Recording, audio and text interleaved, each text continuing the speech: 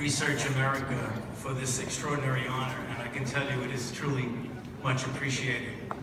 Also, I just want to tell you that I'm really very much humbled by this honor, particularly to receive it alongside other awardees whom I admire, both as individuals and for their accomplishments. And my one really prevailing thought for this evening is to tell you how sincerely grateful I am for having been given the opportunity to pursue a career in basic and clinical research at the NIH and to be part of an organization that supports the research of so many talented scientists, and to be part of a team with many of my co-institute directors who are in the audience and under the leadership of Francis Collins. Now, as many of you know, and as John just alluded to, I've been at the NIH now for over 4 decades, having spent my entire professional career here. And despite all of the ups and downs that characterize anybody and everybody's life, I really can honestly tell you tonight that I cannot recall a day when I did not feel lucky to be where I was and excited about getting up and going to work. Now, given that I have been at the NIH for so long and that I've been the director of NIAID for 33 years, people would understandably ask me, and they've even asked me tonight, as recently as tonight, don't you ever get burned out or bored or disinterested in doing that for so long?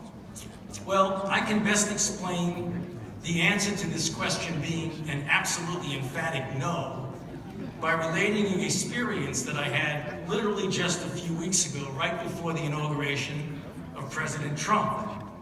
So what happened was on January the 13th, 7 days before the inauguration on January the 20th, the Obama White House asked me, together with a group of others from various departments, to brief the incoming Trump cabinet prior to their confirmation, and the topic was unexpected challenges that a new administration might face in the early days of their administration. So they put on the table 4 scenarios. 1, a true terror attack with bombs and bullets. 2, another Hurricane Sandy. 3, a cyber attack. 4, an outbreak of an infectious disease.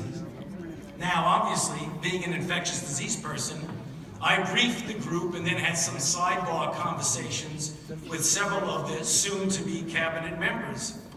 And as I was doing that, I realized that I had been briefing 5 presidents and 5 administrations over the years, and this would be my 6th, even though I had not yet spoken to President Trump.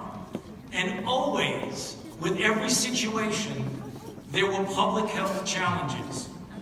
But the biomedical research enterprise rose to each of these challenges.